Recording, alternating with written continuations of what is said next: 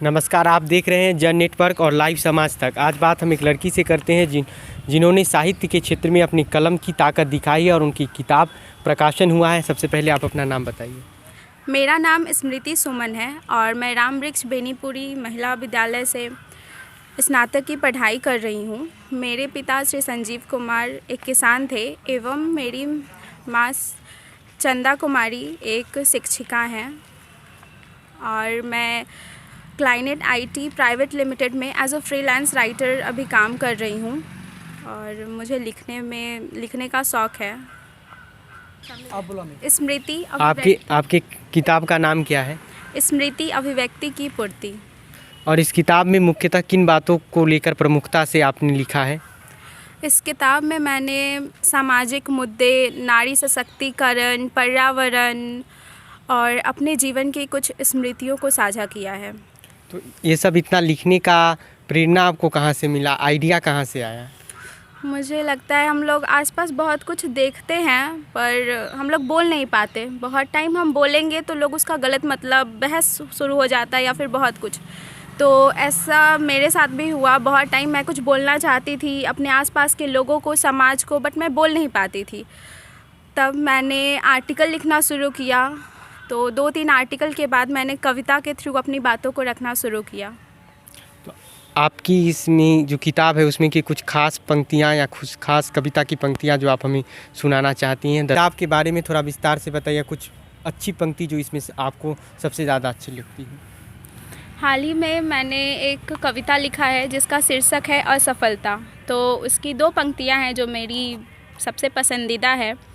वो है, औजार की चोट खा एक पत्थर भी इंसान नहीं बन पाता है। बिना औजार की चोट खा एक पत्थर भी इंसान नहीं बन पाता है। साहब उसूल है इस दुनिया का, इंसान हो या पत्थर, बिना संघर्ष के कोई उपाधि नहीं पाता है। और इसके अलावा इसमें आपने किताब में अभी हमने देखा है कि आपने परिवार पर इंद्रधनुष के जरिए कविता लिखा है, महिला सशक्तिकरण पर लिखा है। तो उसकी भी कुछ लाइन हमें सुना दीजिए दर्शकों को। इस पुस्तक में मेरी एक कविता है जिसके शीर्षक है द्रौपदी तुम ही कृष्ण बन जाओ। उसकी 4 लाइन मैं आपसे साझा करना चाहूँगी। आओ द्रौपदी कमान संभालो, वस्त्र के साथ अस्त्र भी संभालो, स्त्री की मर्यादा संभालो, पद की गरिमा संभालो। और कृष्ण तो कलयुग के प्रवेश से ही पत्थर की मूरत बन बैठे हैं, मगर द्रौपदी आज भी हो रही दुर्योधन की शिकार। द्रौपदी तुम ही कृष्ण बन जाओ, महाकाली सारण मचाओ, पापियों को शक्ति याद दिलाओ, पापियों को शक्ति याद दिलाओ।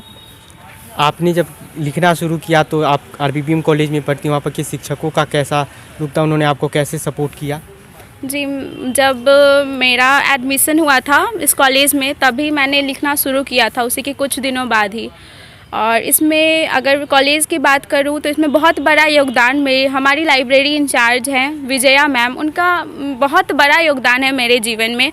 और वो हमेशा हम लोगों को मोटिवेट करती है नए नए साहित्यकार के द्वारा जो भी पुस्तकें हैं उनको पढ़ने का, और फिर ज़्यादा से ज़्यादा पुस्तक पढ़ो और लिखो, इसके लिए हमेशा मोटिवेट करती हैं। और आपके परिवार का कैसा सपोर्ट रहा?